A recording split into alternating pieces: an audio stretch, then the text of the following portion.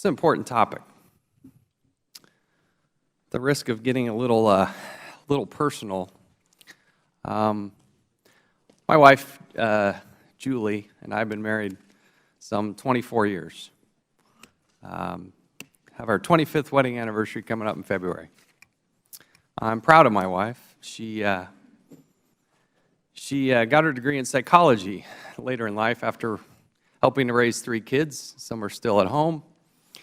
She has started to work for a plastic surgeon. This plastic surgeon is involved in helping women who are having to have their breasts removed. And my wife spends her day helping these women.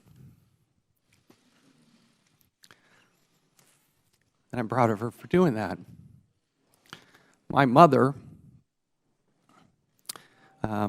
she passed away when I was 28 years old. She fought cancer for more than 10 years. She had breast cancer, and I miss her. I lost my father to cancer as well. Cancer in this country kills about 1,500 people a day. And yet our federal government only spends about $5 billion to fight it. If they were shooting 1,500 people a day, if there were rockets coming in, we'd be fighting this with everything we've got. And as I said before I came to Congress, and I'm saying here today, as fiscally conservative as I can possibly be, we don't spend enough on cancer. We don't spend enough. We need to spend more. I would quadruple the amount of money if I had my chance to fight cancer and win. And the reason I'm passionate about the hearing today is we got a lot of healthcare providers who I think in their hearts know that they're trying to provide good.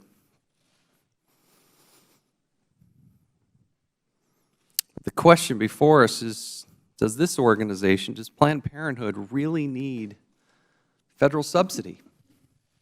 Does it need federal dollars? Every time we spend a federal dollar, what we're doing is we're pulling money out of somebody's pocket and we're giving it to somebody else. What I don't like, what I don't want to tolerate, what I don't want to become numb to is wasting those taxpayer dollars. And as best I can tell, we're going to have a hearing here, this is an organization that doesn't need federal subsidy. For the year ended June 14th, June of 2014, I should say, Planned Parenthood reported $127 million in revenue over expenses. They had $127 million more in revenue than they had in expenses. Yet between 2005 and 2013, in large part under Ms. Richards' leadership, there's a 53% reduction in cancer screenings, 42% reduction in breast exams and breast care. I don't understand why. I don't understand why. Let me give you a sense of the numbers that we're talking about here. Government dollars from taxpayers going to Planned Parenthood is roughly $528 million. $450 million of that comes in federal funds. Roughly $390 million comes in the form of Medicaid. There's going to be a lot of bluster today about shutting down the government over Planned Parenthood. The funding amount that we're talking about under Title X is $60 million. Remember, I just told you that last year, they had more than $100 million in revenue without expenses, and we're talking about $60 million. Roughly 4.6 of their total revenue. Planned Parenthood is an organization with massive salaries.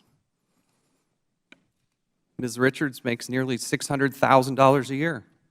The affiliate the person that runs the affiliate in Minnesota, North Dakota, and South Dakota, makes roughly $450,000 a year. And I could be here for a long time listing out some very exorbitant salaries. This is also an organization that seems to have exorbitant travel expenses. 2013, they spent more than $5 million in travel. First-class tickets, private chartered aircraft. Roughly, they're spending $14,000 a day on travel. That's a lot. That's money that isn't going to women's health care. In 2012 and 2013, spent roughly $600,000 on blowout parties, chocolate champagne events, and Salt and Pepper came and performed a concert, and all kinds of celebrities and other hoopla. These are things they lost money doing, according to their tax record. In the past 3 years, they've spent more than $67 million on fundraising. They're pretty good at it. That's partly my point. They're pretty good at fundraising. They don't necessarily need taxpayer dollars to go pay for it. And this part, I really hope we do have a deeper discussion about. We may not learn everything that we need to, but over the past 5 years, more than $22 million has been transferred from their 501c3 to 501c4 organizations as well as PACs. This is advocacy, it's lobbying, it's get out the vote. And in one case in Alaska, it was about redistricting. Ladies and gentlemen, that has absolutely nothing to do with providing health care to young women who need a breast exam or need to get a mammogram.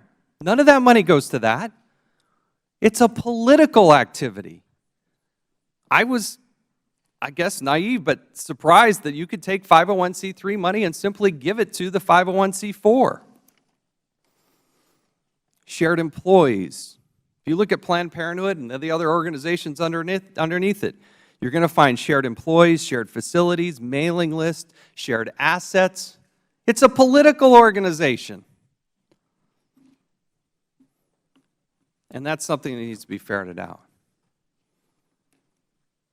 And then when you start saying, oh, they have to have federal money, they have to have federal money.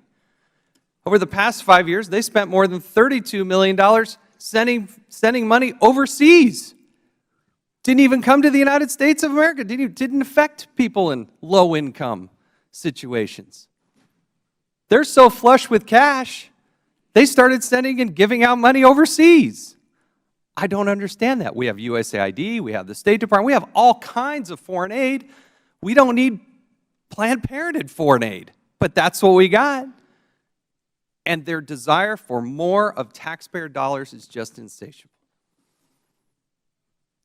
There are going to be some discussions today, I'm sure, about the video, or videos. Let me just explain that. I know I've gone over time, but we're going to have to address it one way or the other, so let me address it.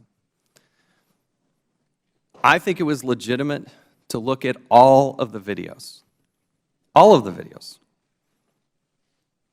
So we issued a subpoena to get all of the videos. Now in California, there's a court case where there's a temporary restraining order that doesn't allow the producers of these videos to release them publicly. So we actually sent a letter asking for the videos. Democrats, I think the record will reflect, didn't want us to ask for the videos. They wanted to take that language out. Nevertheless, we moved forward and actually went to the extraordinary step of subpoenaing, something I think that actually both sides of the aisle should support. If you want the totality of the record, let's send a subpoena for all the videos. Now, with a temporary restraining order in place, there's conflict between the legislative branch and the judicial branch. And so what we're seeing here is they, on one hand, have a restraining order, can't send the videos. On the other, they have a duly issued subpoena from the United States Congress. That is going to have to work itself out. There's been discussion about the producer of this video coming and testifying before Congress. I don't know which direction we're going to go to that. The first step, though, is seeing all the videos. So all the videos. Democrats have said, well, they've been doctored, they've been edited, even though they haven't even necessarily seen them. And then they have videos they want to show that. Well, the reason that they're out there is that they're publicly available.